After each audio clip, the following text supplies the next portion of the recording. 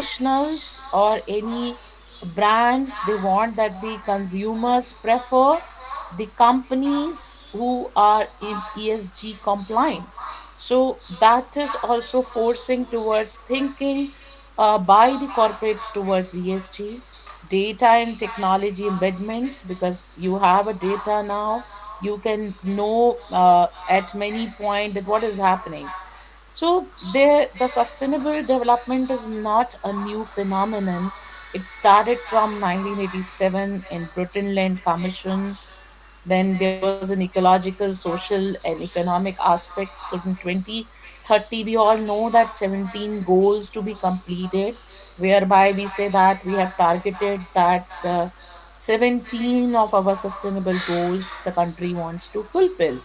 So, with a sustainable development and climate change, we all have seen that unless and until the company should come forward, there should be a transparency. This sustainability will only be a word or talk about phase, it can't be achieved. So it is important that those who are causing more harm to the environment, they should be actually made responsible. So how they can be made responsible? When they are reporting on that aspects. So when we talk about a public sectors organizations or a companies, they are required to get their financial report audited. So why not the reports on environmental, social, and governance aspects? So as we said, there are five forces, which is planet, the people, customers, government, and investors. So it is important to think for all these five forces for a sustainable development. So when we link this sustainable development with ESG, what it means is to grow today without hurting tomorrow. That means at least it is our responsibility to hand over the baton as we got. We know that over the period of time, the things have changed. Initially, we most of us have, even drank water directly through tap, but just now we can't think of. We want a water through a RO. That means this is what we are purifying water. Then in Delhi or other metro cities, we have air purifiers. So what next we want? And we have seen that in COVID scenario, the things were really, really bad in the urban areas. The rural areas were still untouched. Reason being that the nature or the environment, they are not harmed. But where we are living in a cities like Chennai or Delhi or Mumbai or any other metro cities, where the AQI is very higher. So what next we want? So we don't want a that is people, planet, and profit. They should go hand in hand. If a profit is increasing but is harming a people life or the planet's survival, that is not a sustainable development. A simple way to frame a sustainable development for any organizations. So ESG, we can say, is a toolkit because it will measure the action and disclosures, that what leaders and investors, they can track that what the companies are doing. So if they can be achieved with the proper boards or independent boards. So focus on what matters is prioritize a short list of a material topic which impact the business risk at highest. So can we can say like solar efficiency with it, safe workplace, people, anti-corruption, and board independence, that will affect your profits. So this is a value loop. Stronger the ESG, lower the risk and the cost of capital, more will be the trust, and better will be the planet. So as you all know that the sustainable goals, we want to achieve by 2030 17 sustainable goals. No poverty, zero hunger, good health, quality education. So when you talk about environment, clean and safe water, then sustainable cities, or even when we talk about life below water, climate actions, clear energy, affordable energies, and life on land. So that is being talked by in case of environmental aspects. So these sustainable goals is something which in isolation isolations can't be achieved. Each and every person, especially the larger section which is causing certain impact on environment or society as such, we can call it as a corporates, they should be held responsible. And it is only possible when they are reporting on what they are doing. Earlier it was just a mandatory. Now SEBI has come up with disclosures on their front by 1000 listed company, though I feel it is not enough. The reason being that even in a small industries, they are also causing a lot of pollution. So when we talk about the numbers, this goes into lakhs or crores rather than few thousand companies, but it is a beginning. So when they are saying top 1000 companies, it is not only top 1000 listed companies, their supply chain also. So it will include many other organizations. So it's a beginning in India, that now it is the time has come that we can't wait and we remain on the choice of the industry that to disclose. Earlier it was not mandatory, but the sooner that they are coming up with certain guidelines, certain standards, whereby we need to report on what the companies are doing.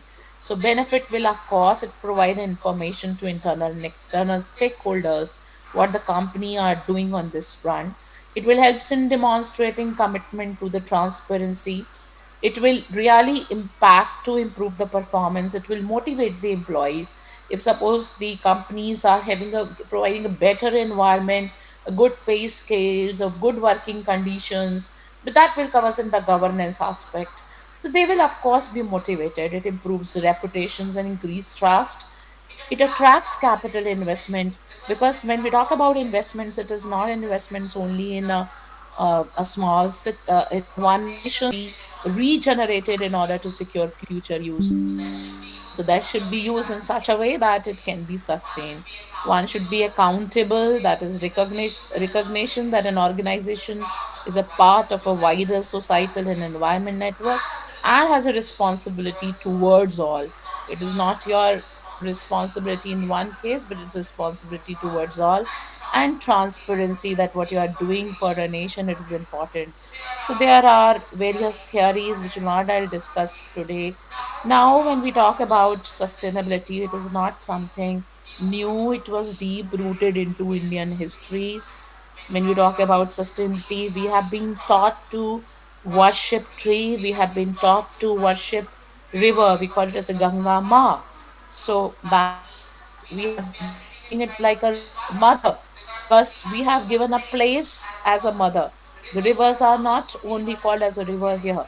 So even a Rigved, the respect for sky, air, to keep nature pure, and Arthashastra also they talks about governance and environment. Yajurved they talks about air, water, clean, honor principles into our religions. Jainism they focuses on non-violence towards plants, animal, even it avoid pollutions. So that means they at that times about talks about ethics, they at that time talks about governance.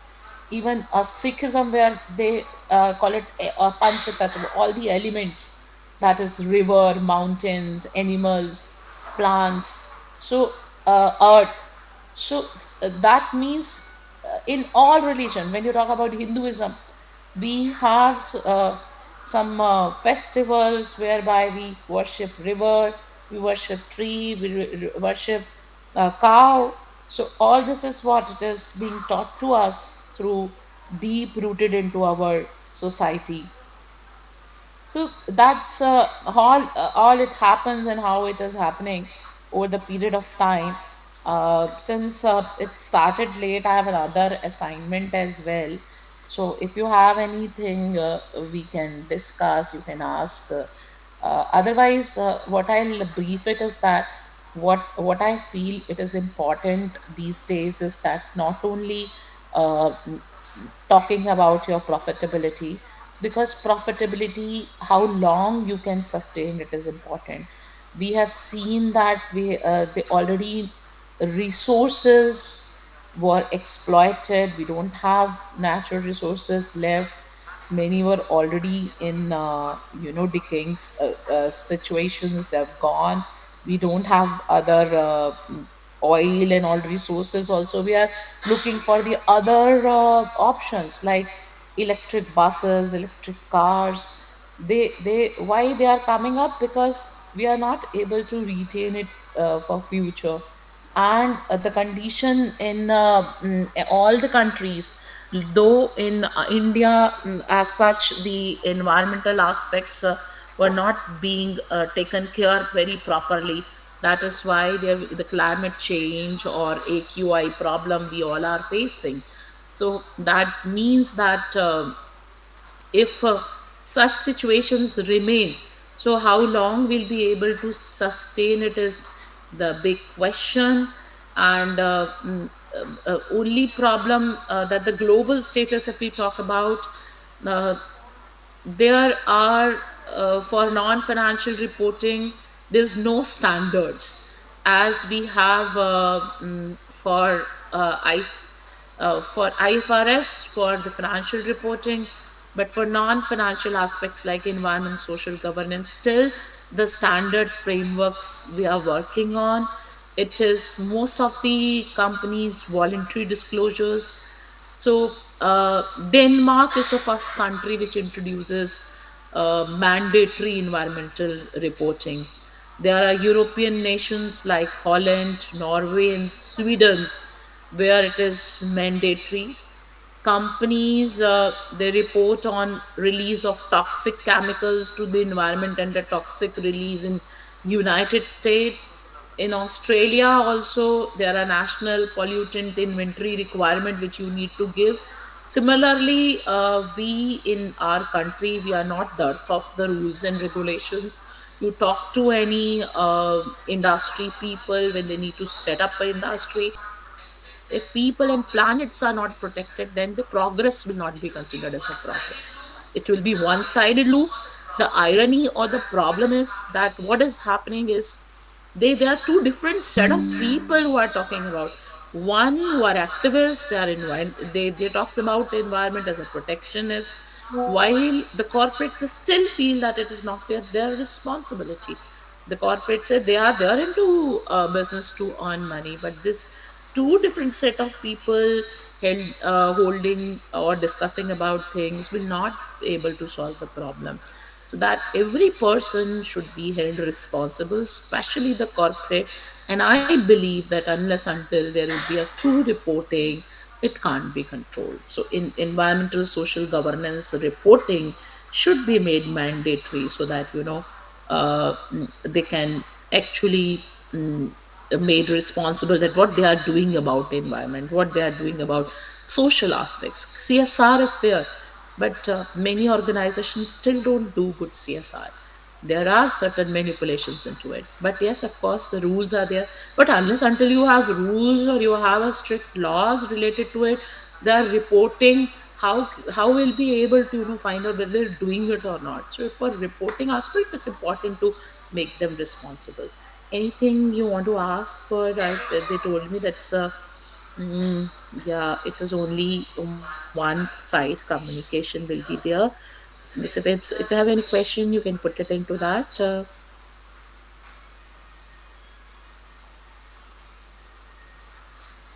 Okay, so as it's already delayed and I have another assignment, so I thank you all, and it was uh, wonderful discussing on this topic. This topic is very close to my heart. My scholars are working on this area. We are working on how the Bhagavad Gita teaching and environmental social governance aspects can be linked, and we have got some papers published out of it. So we are working on that. I will definitely like to share with you all sometime again related to what our Indian scriptures talks about. So it is nothing new. It's already there in our system. It is already there in our teachings, in our even in our religious system. whichever religion you are following. So we will be asked to pray, like we pray our rivers, we pray animals, so because they're life giving. So that means we were already concerned about sustainability over the period of time because of a development that has gone changes. So I think, thank you. As I need to close now, I have another assignment. Thank you so much. Thank you.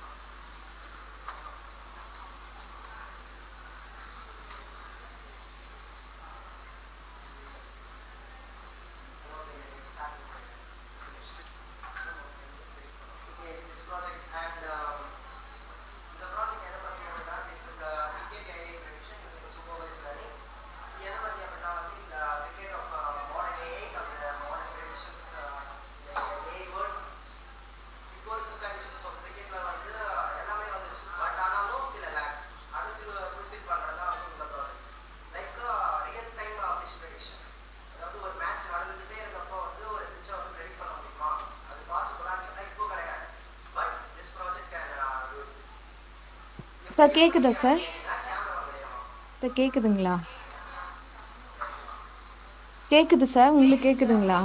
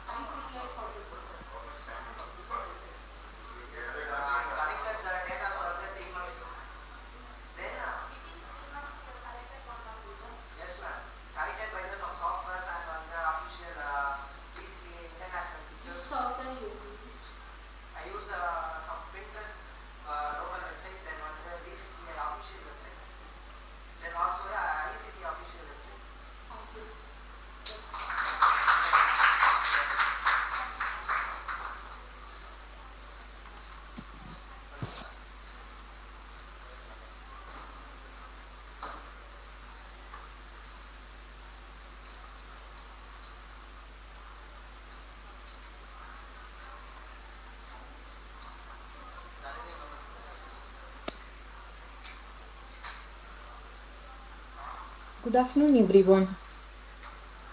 I am Saranya, research scholar at Savita College of Engineering. My guide is Kanchana and my go-guide is Revati. My topic is live multi-cushion restaurant recommender using relation division. Introduction.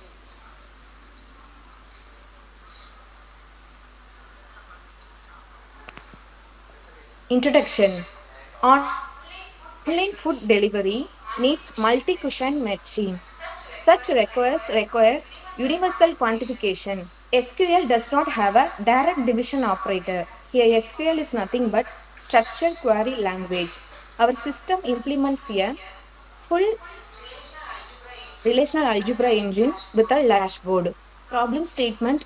The goal is to find restaurants serving all five major cuisines. Like that major cuisines are South Indian, North Indian, Chinese, Italian, and continental. The rating should be greater than or equal to 4.3. Delivery time should be within 30 minutes. Here we use real-time Zomato data. Next, literature review from 2021 to 2025. I'm taking this. Um, I'm taking Zomato data. We collect restaurant data in real time from Zomato using Rapid API and public sources. Methodology. Methodology is we process the data using database concepts and relational algebra operations. Tools and technologies. In above famous here, I'm using Python and Pandas, PostgreSQL and Streamlit. This project is developed by using Python, Streamlit and PostgreSQL. Next, implementation. This paper contained totally 980 lines. Here we created our own relational algebra engine in Python to perform database queries. Division operator output. The division operator output is help us find restaurants that offer all major cuisines. And we can find here order of n log n performance. That is nothing but we can find a n restaurants. Here we can find a n restaurants. Next output. Here I took Chennai city here. After identify the restaurants and satisfying two important conditions. First condition is rating should be greater than or equal to 4.3 and delivery time should be within 30 minutes. First step, we start with 100 restaurants including delivery data.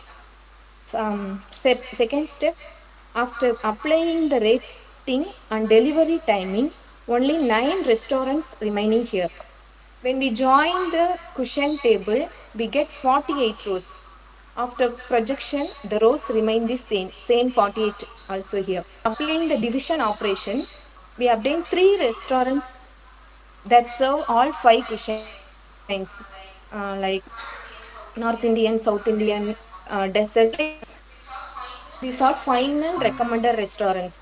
That is Cold Barbecues in Egmore and Buhari Bessan Nagar Cream Center Nungambakam. That ratings are first one 4.7 and 4.4. For last thing is 4.4. From the statistical analysis, the average rating is 4.5. The average delivery time is 30 minutes. The average cost for two persons are approximately rupees 100 and 367 1367. If we give yes, the data refreshes every 15 seconds. This is our output. Next output, this will continuous for 10 cycles. Results and discussions. This division requiring 58 to 92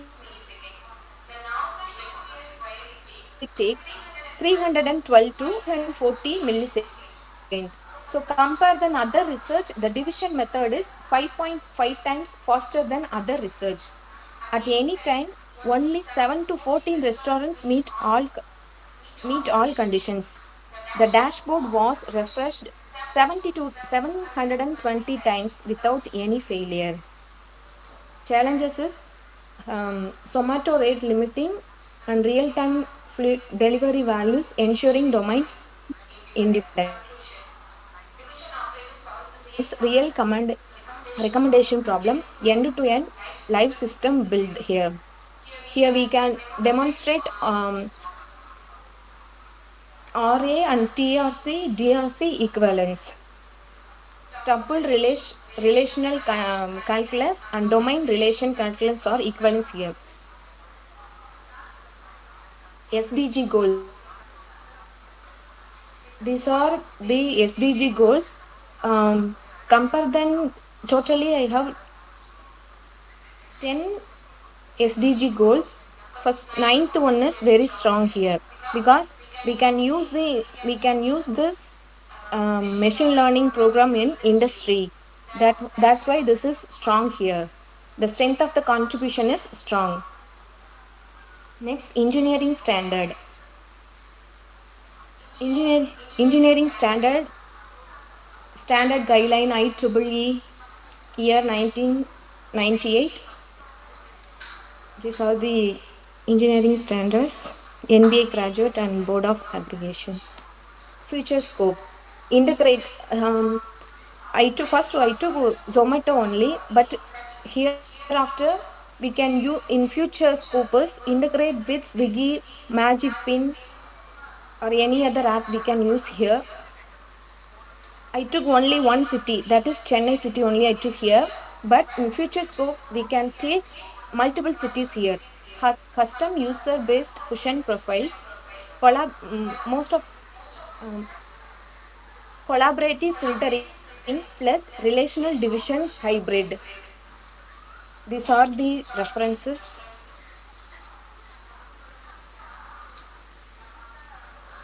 And thank you all.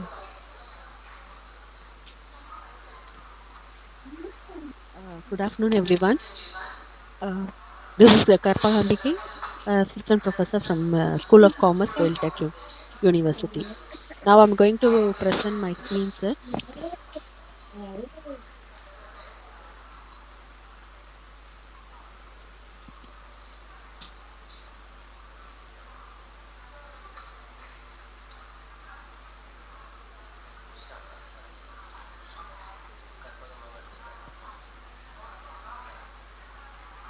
Hope so. My screen has been visible, right? So, with regard to my presentation, the topic is about emerging trends and transformation in digital payments. With regard to the digital payments, it has been revolutionized our traditional cash-based economy, and we have been in the advancement of ICT technology, information and communication technology, and with the help of the fintech platforms and the growth of smartphones and internet penetration, we have been accelerated the adaptation of digital payment system in nowadays. And we have heard about the government is also taking various initiatives like a Digital India platform for promoting the cashless transaction. So the digital payments transactions has been playing a vital role in making our financial inclusion and the economic development of the country also. And this advancement of the broad spectrum of instruments, we can been including the payment technology has been advanced in the base of blockchain based currencies and the central bank digital currencies, each has been contributing for the modernization of the financial services. With regard to the review of literature, in case of my article based, so the article has been emphasized based on the regulatory literatures with regard to OECD, the economic cooperation and development stresses about the strong governance framework has been required in the digital platforms because of making a data protection norms, and also the ISO 2200 adaptations has been required for the systematic stability for the zero cost digital payment and scalability. So, with the research gap is that the advancement has been regularized during the digital payment platforms, but the regulatory measures has been uh, day by day increasing for making the control of fraud deductions and the convenience of the customers intakes and the stability of the interoperability. So, the review of literature from efficiency studies is about to explore the emerging trends reshaping the financial services from the traditional method towards the modern current scenario of digital payment system, and to analyze about the impact of technologies and the secure digital platforms in the global commerce, and to evaluate the perception of the customers and the users of the digital payment models, and we can assess about the regulatory framework to ensure the transparency and protection from the digital frauds. And the future development in the digital transactions has been interpreted over here. The methodology adopted with regard to has been taken calculations of primary data with the Google generated forms, and the collection of data has been made. The descriptive statistics method has been adopted, and the secondary data with regard to articles and annual reports has been analyzed. The samples design with regard to 150 samples has been the users of digital payments platforms has been selected, and within the Chennai city, the research area, the respondents of the people in Chennai city has been chosen for the analysis. The descriptive statistical analysis with regard to percentage and mean has been interpreted over here. And with regard to the evaluations of the digital payments towards our traditional code to the current scenario, we have been seeing about the random transformation and the trends which has been adapted over here with regard to the digitalization. From 1870, which we have been having a money transfers level with a unit of some consultancy of the Western Union. Now the individuals has to make the payments with an automatic systems, the credit cards availability, and the global transactions and the online mobile banking IMPS transactions has been evolved, and now the UPI transactions and the government has been making a simplest and easiest platforms and apps has been generated which make the evaluations of digital payments more secure and easiest manner and convenience for the customers. Okay, with regard to the evaluation, the criteria of digital payments has been made up of the benefit of the various platforms with the emerging technology of secure digital payments has been made up of NFC technologies, with the use of tap and pay cards has been the emerging technology. The chip technology and the UPI light payments has been made for the smaller payments. Even the common man can use upon the payment of the transactions through the digitalized has been simplified with the use of many apps, and the QR codes has been made upon for making the payment simpler. And for the lump sum transactions and the business operations, the transfer of funds has been made upon very secured manner with the convenience of customer friendly, with more secured platforms like biometric logins has been made, and real time alerts has been given towards the users for making their payments securely transferred to one country to the another country onto and towards the account to the account. And simplified dashboards has been introduced with regard of tracking of our payment system, and digital account opening has been made very simplified, even the common man can able to access over it. And the online KYC has been also been authenticated, and we have been updated with all the sectors like retail, from the service sector to the retail sector, and the business enabling merchant onboarding operations. The digital payments has been made very simplest and more convenient too.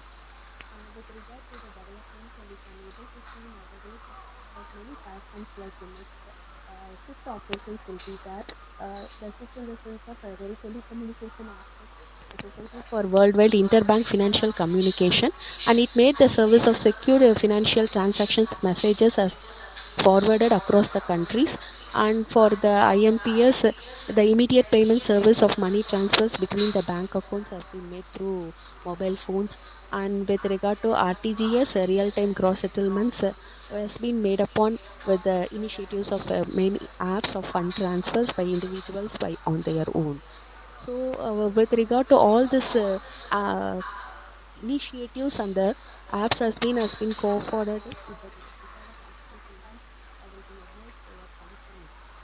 So with regards to the perception of users, the analysis has been made.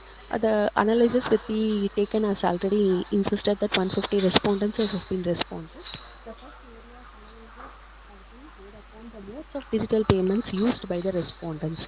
What are the aspects of modes payment has to be made? It will be analyzed.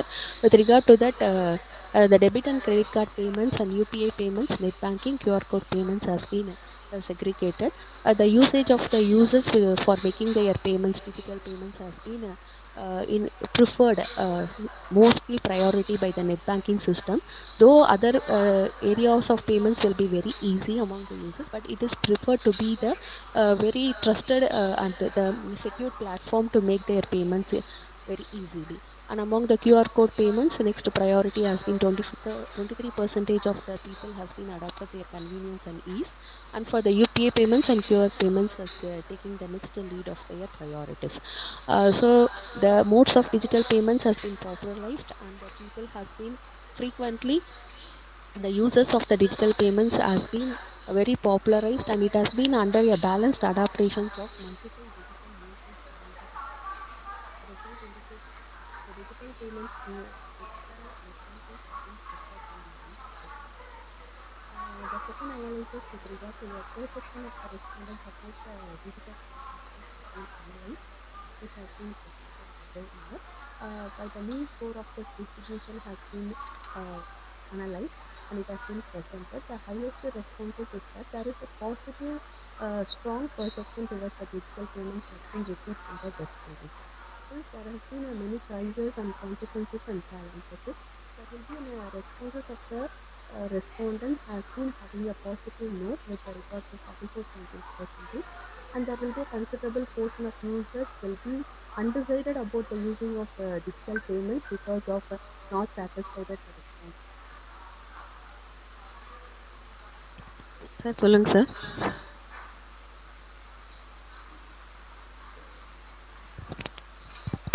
As we know that, sir.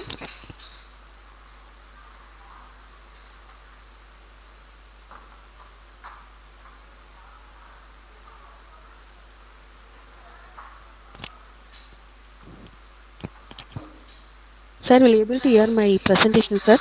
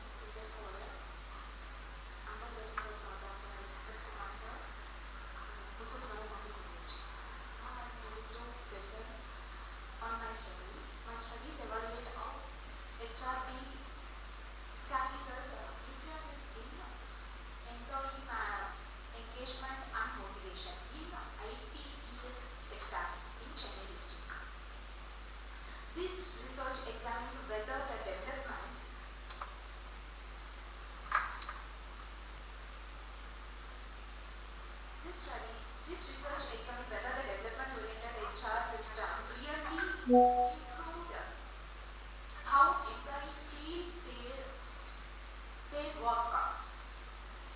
For examples, in a company, I'm giving two examples for this title. In a company, employees handling the customers' calls continuously. If they are not trained or supported, they feel disengaged and not motivated. So my studies and examines how HRD can change it. Then the second example is in the company are two employees are doing the same work, but one of them receiving the training, feedbacks, and career growth and growth opportunity, everything. The another one is does not receiving anything. So the first employees feel motivated and stay committed. The other one is does not. So my studies significantly analyze this difference. Now,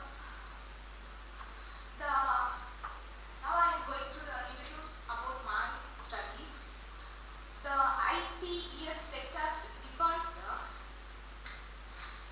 entirely on people. When the employees are not motivated and engaged, service quality and retentions are suffered. Employees working, for example, stress and turnovers. Employees working in night shift due to the stress, if they are not receiving any supports or motivations. Then another one example for this. The companies that provide regular training and motivating, supporting, then counseling and career planning, retention the employees longer and deliver the better services. For the HRD, significantly enhance the motivations and engagement. What are your major objectives?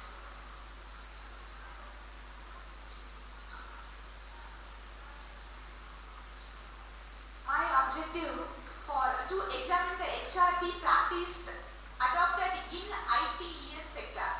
Then assess the employee motivated and engagement level. Then third one is to analyze the impact of HRD practice on employees.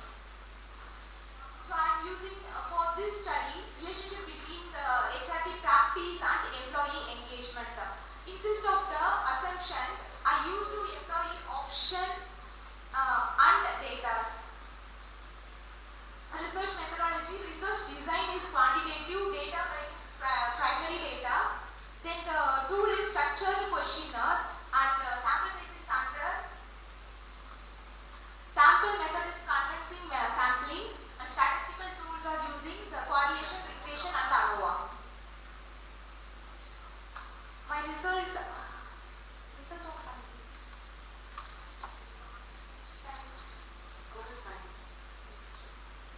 my finding is HRD is not just a supporting function. It is a strategic business tool. Then second one is the organizations which is trained and fair appraisal and the leadership having a more motivated and the loyal employees. Then my suggestion is when the employee clearly understand how they are evaluated and they trust the system and stay engaged. Then the manage the trained as monitor, creating the physiologically safety and committed. The employees who keep learning feel relevant and the future ready. My conclusion is my studies confirm that HRD performed the HRD practices decidedly the shape motivations and the engagement in the ITES sectors. When the ITES companies invites the employee training and fair appraisals, leadership supports and career development, employees feel valued, stay longer and perform better. So for small examples, and just imagine the two companies are there. One company is paying a salary and maintaining attendance only.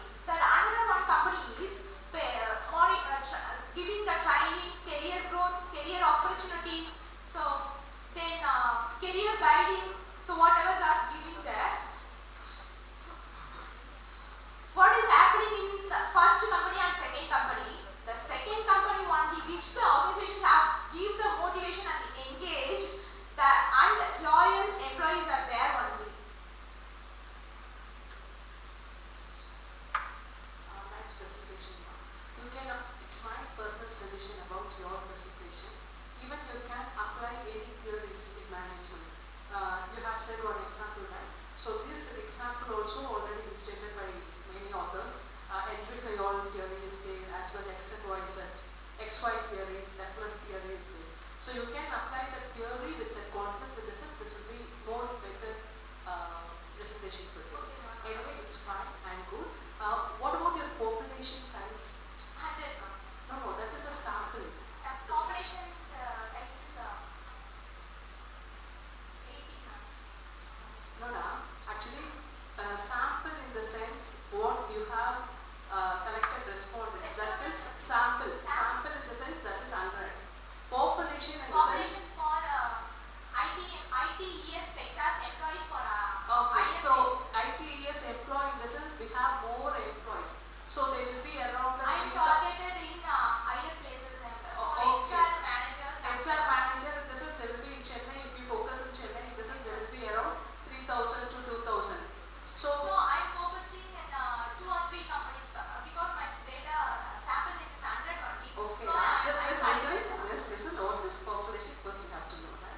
So population in the sense in IT companies, we have got the hierarchy in the sense it will be, if we focus from Chennai alone, it will be a 2,000 to 3,000. So within the 3,000 and 2,000, you cannot go and collect convenience sampling from entire 3 and 2,000. So from the 3,000, we have to select any 1,000. Among the 1,000, we call it as a population size, right? So within the thousands of population size only, you're going to consider as your sample will be 100. Okay. Okay. So sample is different and population size is different. Even though they have more population, at what factor you have narrowed down. So we have 3,000, 4,000, 5,000. That is a huge population. Among that, you have concised with only 1,000. Within that 1,000, it will go with the 100 sample. So population is different, sample is different. So that's what I'm asking from that your population size, how you have calculated with the 100 sample. Okay, fine. A very good presentation. You can also apply many theories as well, especially the case of XY theory as well. Henry Fayol theory is available. You can apply the theory and concept in this. This will be a more like good presentation. Anyway, good work, good work. Thank you.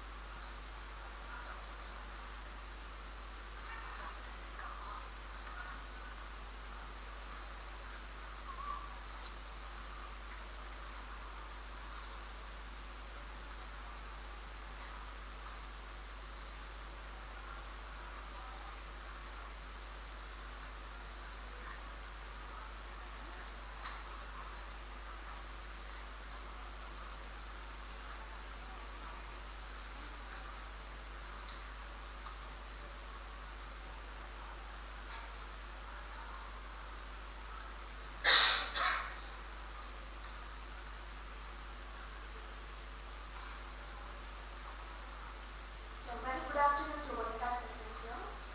I am Sakandri, research scholar, teaching department of commerce. Today I am going to present impact of generation by employees on organizational performance planning sector of Chennai City. This study is done under the guidance of Dr. Priya Ma'am. So let's move on to the introduction part. First of all, generation Y employees are the main workforce and backbone of the companies in IT companies. First of all, I have to say generation Y employee means it's also known as the millennials. Millennials means is called them those who are born in 1981 to 1996 is called the generation Y employees and generation millennials. So their expectation differ from older generation. Their expectation means flexible in work and learning new things and concepts, working freedom and appreciation and recognition. These are the things more expectation in generation Y employees. So this study focuses on generation Y employees. Then we move on to review of literature.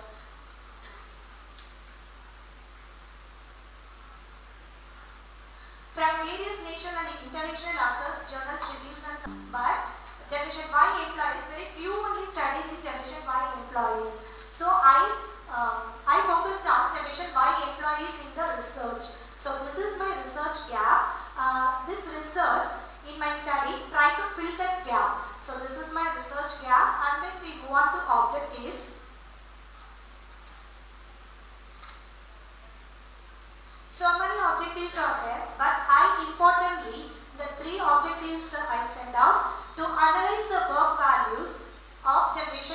employees to examine the influence of work values of job engagement and to know how job engagement affect the organizational performance.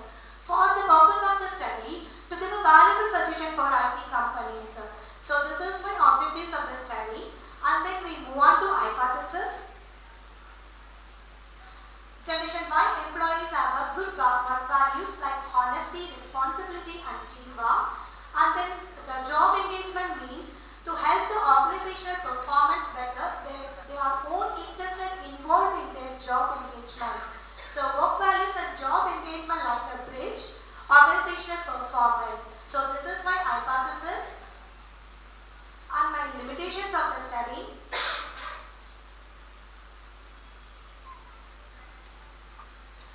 This study limited to IT companies and Chennai city only I have to collect it, and sample size limited to 150 response only. So data is based on an employee opinion. So self-reported data may be involved with a one-side view. So this is my limitations. So differ from larger scale in my future scope. So then we move on to research methodology. My research type is descriptive and analytical. I used a method is quantitative method. Data used connected to primary data and question design, 5 records and scale including neutral, and sample size 150 generation by employees in IT sector of Chennai city. So tools used simple statistics and correlation. So this is my research methodology. And then we move on to demographic profile. I classified the variable and category and frequency and percentage. In my first variable gender, male and female. Male frequency 93 frequency and 62 percentage, and female 57 frequency and 38 percentage, and age 25 to 30 years 68 frequency and 45 percentage, and 31 to 35 years 55 frequency and 37 percentage, and 36 to 40 years 27 frequency and 18 percentage. In my experience and variable, above 5 years and 5 to 10 years and above 10 years. But above 5 years, 72 frequency in 48 percentage, and then 5 to 10 years, 63 and 42 percentage, and above 10 years frequency 15 and 10 percentage. What I conclude, interpretation is most responsive belong to the early professional stages in representing the core of generation by employees in IT sector. So this is my demographic profile, and then we move on to descriptive statistics. Descriptive statistics, ma'am. I classified a variable descriptive statistics. Yeah, yes, ma'am. Sorry, ma'am. I classified variable and mean and standard deviation, work flexibility and learning orientation and technology affinity and work-life balances, job engagement, organization performance. So mean and standard deviation, the source of computer data only I was collected.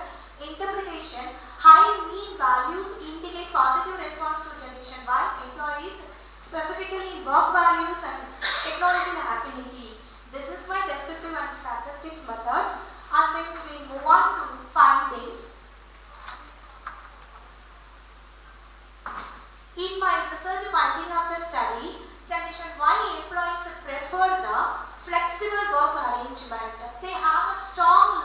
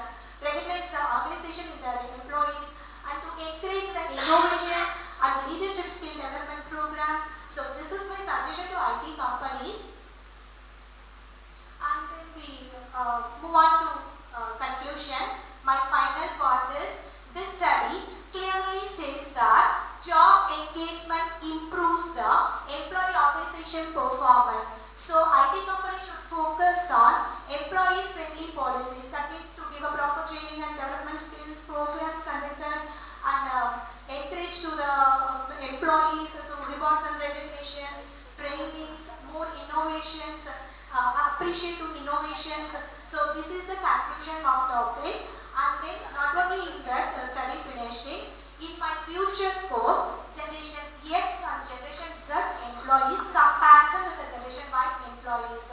So next in this part, include other sector also, ma'am, banking, insurance, and education sector also in my future scope of the study, ma'am. Finish, ma'am. Thank you, ma'am.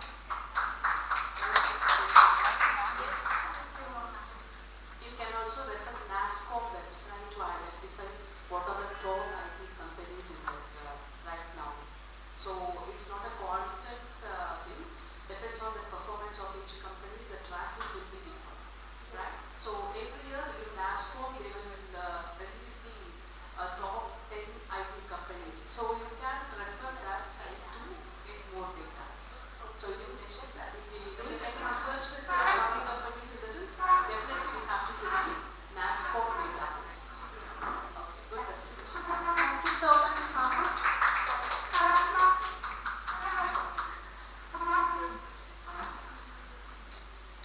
Do you think that the employee will be highly motivated by because yes, ma'am.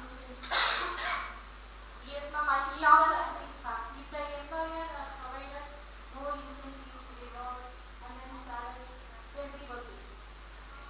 Ma'am, not just for salary, ma'am. Definitely, they are more interested in the job, work involvement and job. Interested in the job, ma'am. Thank you. Good presentation. Thank you.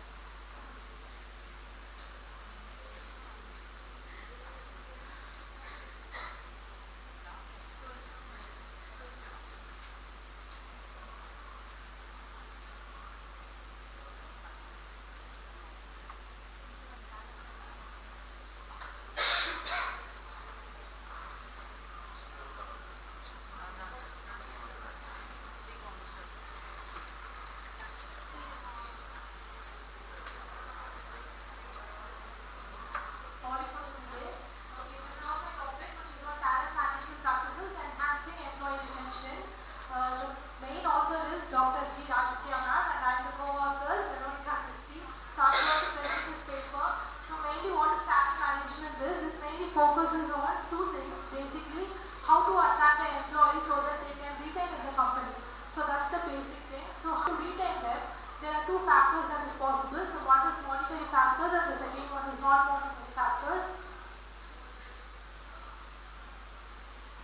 So the monetary and non-monetary is the basic key factors of my whole presentation and how it impacts, and those within those two statements I have published the statistical tools. The first objective is influence of talent management on retention, whether the talent management has importance and influences with retention of an employee. First objective is that. The second one is impact of monetary factors, whether the employee is retaining, yes or no. That is the second one. And third is non-monetary factors. Again the same of employee retention. Last one is comparative effectiveness, which is placing more monetary or non-monetary for employee retention. That is the base. So finally my strategy recommendations will be the key last of this presentation. So basically talent management and employee retention. So factors is I have given in a picture, while the growth symbol specifies career development of an employee.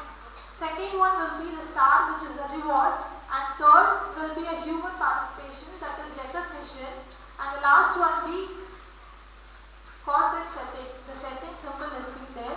So these factors definitely influences employee retention. Okay. The next one is how we are going to implement this, all these factors, those 5 factors. The first one is by giving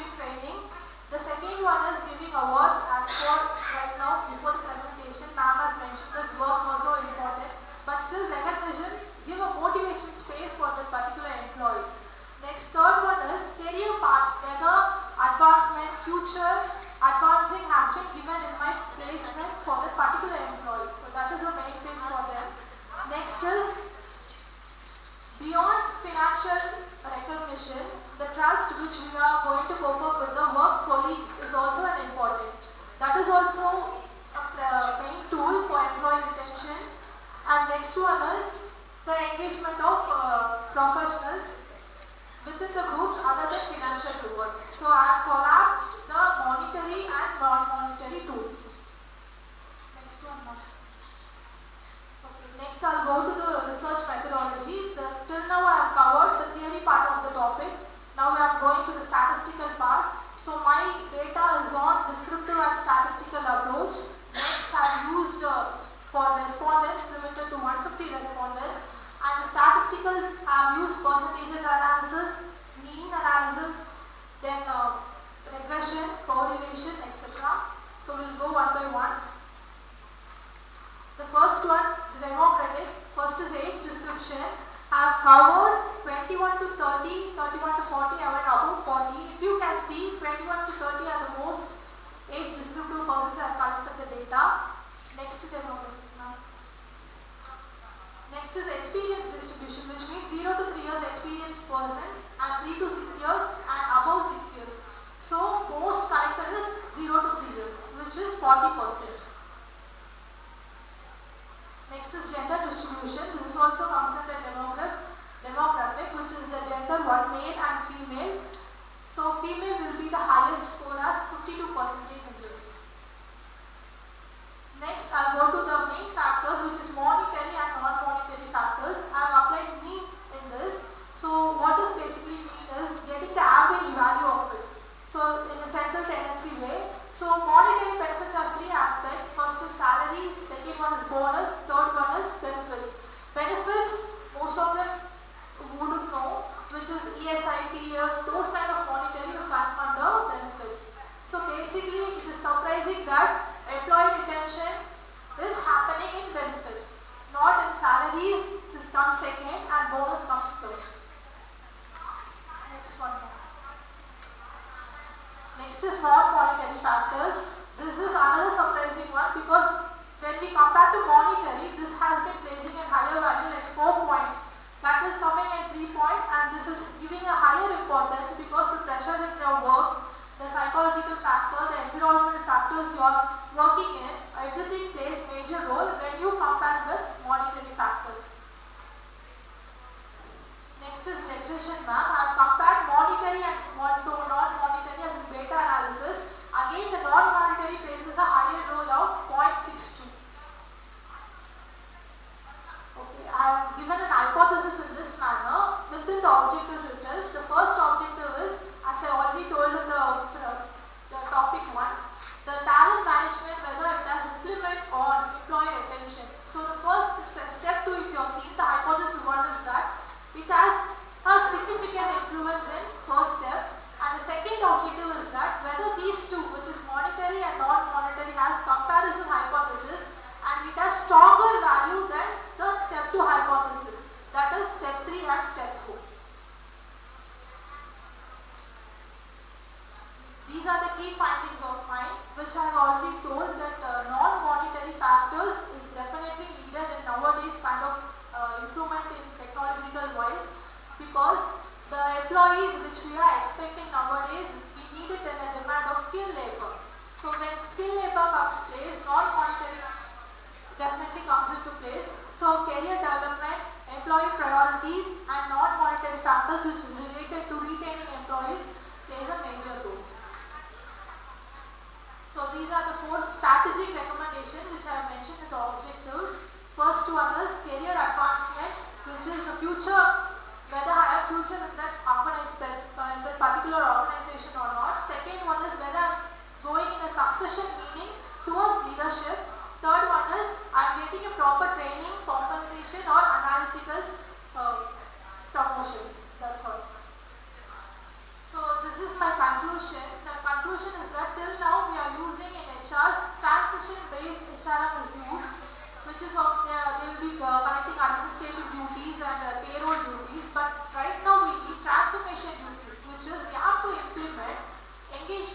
holistic talent management, which is we have to engage the employees in a betterment of workplace so that they don't go off and leave the organization after getting skills. So that we have to bring the important outcome. So this is my conclusion, ma'am. Thank you.